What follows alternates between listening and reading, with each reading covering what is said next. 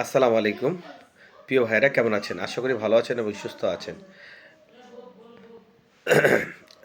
আসলে এত রাতে ভিডিওটা দিতাম না। প্রতিদিনই যেহেতু ভিডিও দেই আপনাদের, আজকে আমি প্রচণ্ড অসুস্থ থাকার কারণে আমি আসলে ওইভাবে ভিডিওটা দিতে পারিনি। তবে একটি বিষয়ের জন্য আপনাদের এই ভিডিওটি করা, সেটা হচ্ছে গতকালকে একটি বিএফএস গ্লোবাল থেকে আপডেট ছিল। সে আপডেটটি আপনারা যারা আ জমা দিবেন বা তাদের জন্য বিশেষ করে এই আপডেটটি খুব গুরুত্বপূর্ণ। সেটা হচ্ছে আমি সংক্ষেপে আপনাদের বুঝিয়ে দিচ্ছি। সেটা হচ্ছে ইটালি ভিসা আপডেট ১১ ফেব্রুয়ারি থেকে ১৮ ফেব্রুয়ারি ২০২৬ পর্যন্ত নতুন ভিসা আবেদন বন্ধ থাকবে জরুরি হলে। মনে রাখবেন ১১ তারিখ থেকে ১৮ ফেব্রুয়ারি তারিখ পর্যন্ত আপনার ঢাকা বিএফএস গ্লোবাল, চট্টগ্রাম এবং সিলেট অর্থাৎ জমাটা টোটালি বন্ধ থাকবে। জরুরি হলে ফেব্রুয়ারির শুরুতে আবেদন করতে বলছে। মানে অর্থাৎ ১১ তারিখের আগে আপনারা হয় আবেদন করে জমা দিয়ে দিবেন অথবা ১৮ তারিখের পরে আবেদন করে জমা দিবেন। এবং আরেকটি বিষয় হচ্ছে অর্থাৎ যে নোটিশটি সেটা ১১, ১২, ১৫ থেকে ১৮ ভিসা আবেদন বন্ধ থাকবে, কিন্তু ট্রাভেল থাকলে আগেই সাবমিট করবেন যাদের ট্রাভেল ভিসা অর্থাৎ ট্যুরিস্ট ভিসা।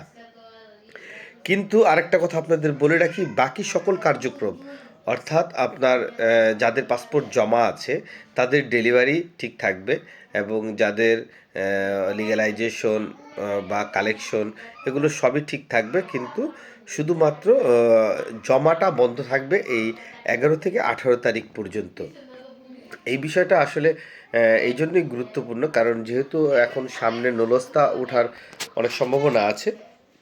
বিশেষ করে ২০২৫ সালের অনেকে আপডেট করে অনেকে নোলাস্তা হাতে পাচ্ছেন, আবার অনেকে রিইস্যুর মাধ্যমে নোলাস্তা হাতে পাচ্ছেন।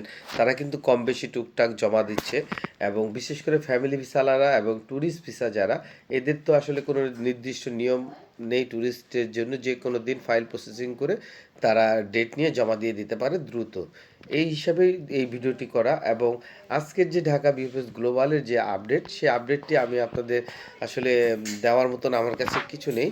তবে আপনাদের আরেকটি বিষয় বলে রাখি, যারা সাম্প্রতিককালে রিজেক্ট খেয়েছেন তাদের বিষয় একটি গুরুত্বপূর্ণ নিউজ আছে যে যদি কারো যাদের আপডেট হওয়ার পরও রিজেক্ট দিচ্ছে, সেই সকল ভাইদের উদ্দেশ্যে বলতেছি, আপডেট হওয়ার পরও যদি আপনারা রিজেক্ট খেয়ে থাকেন, যদি আপনার মালিক যদি সঠিক থাকে এবং আপনার মাধ্যম যদি আপনার একান্তই পরিচিত থাকে এবং বা আপনার নিকট আত্মীয় হয়ে থাকে, তাহলে আপনি আপিল করার একটা চান্স লাগাতে পারেন। যেহেতু ২৬-এ যেহেতু আমরা জমা দিতে পারবো না, সেহেতু বসে না থেকে ওইটা একটা কাজ করতে পারেন। যদি আপিল করতে পারেন, হয়তোবা আবার আপনার পাসপোর্টটি নুলাস্তাটি আবার নতুন করে রিইস্যু হয়ে আপনি আবার জমা দিতে পারবেন, কারণ এইভাবে ভিসা পেয়েছে। এই ডকুমেন্টস কিন্তু আমি আপনাদের পূর্বে একটি ভিডিওতে দিয়েছিলাম। তাই কারণ বর্তমান সময় নাপোলিতে আপনার আপডেট করার পরও একেবারে মালিক সব কিছু সঠিক থাকার পরও কিন্তু রিজেক্ট দিচ্ছে, সেই প্রমাণ আমার কাছে আছে এবং একেবারে সব কিছু আপডেটের কাগজ সহকারে সব কিছু আছে থাকার পরও রিজেক্ট দিয়েছে। কিন্তু যেহেতু মালিক থেকে পেপত্তরায় যোগাযোগ করা হয়েছিল এবং পেপত্তরার থেকে তারা সমস্ত পেপার ডিক্লারেশন একটা দিয়েছে যে আপনার রিজেক্ট দেওয়ার পরও আপনারা অপেক্ষা করেন, আপনাকে অ্যাম্বাসি থেকে ডাকা হবে এবং আপনাকে ভিসা দেওয়া হবে। যেহেতু পেপত্তরা থেকে এই ধরনের একটি মেইলও প্যাকও দেওয়া হয়েছে এবং সেইটারও আমার কাছে কপি আছে। এখন বিষয়টা হচ্ছে, যেহেতু পেপত্তরাতে আপডেট থাকার পরও রিজেক্ট দিচ্ছে, সেহেতু ধৈর্যহারা হবেন না। যদি রিজেক্ট হওয়ার পরও যদি আপনারা আবারও সঠিক আপনার মালিক দ্বারা যদি যোগাযোগ করেন, ওটা আপিল করলে আপনাদের কাগজটা আবার সঠিক হয়ে আসলে আবার জমা দিতে পারবেন। যেহেতু একটা কথা মনে রাখবেন, যেহেতু আমাদের ২৬-এ জমা দেওয়ার সুযোগটা একেবারে নাই বললেই হয়, সেহেতু যারা আবেদন করেনি, সেহেতু শেষ চান্স হিসেবে এটাও আপনারা কাজে লাগাতে পারেন। এটা আমার ব্যক্তিগত সাজেশন আপনাদের। যেহেতু আমার অনেক বন্ধুরা আছেন, ফ্রেন্ডরা আছেন, ভাইয়েরা আছেন, ছোট ভাই আছেন, অনেকেই অনেক ধরনের হতাশাগ্রস্তের মধ্যে আছেন। এখন অনেকের মালিক একেবারে নিকটাত্মীয় হওয়ার পরও সে বিপদগ্রস্ত হয়ে যাচ্ছে। তাই আমি আপনাদেরকে এই সাজেশনটি দিলাম এবং এটা ইনশাআল্লাহ আশা করা যায় হয়তোবা কাজ হতেও পারে। এরকম একটি আপিল করা হয়েছে অলরেডি। দেখি যে তার কি অবস্থা হয়, যে তিনি কতদিনের ভিতরে ডাক পায়। এবং পূর্বেও কিন্তু একটি ভিডিও দিয়েছিলাম যে ভিসা পেয়েছে।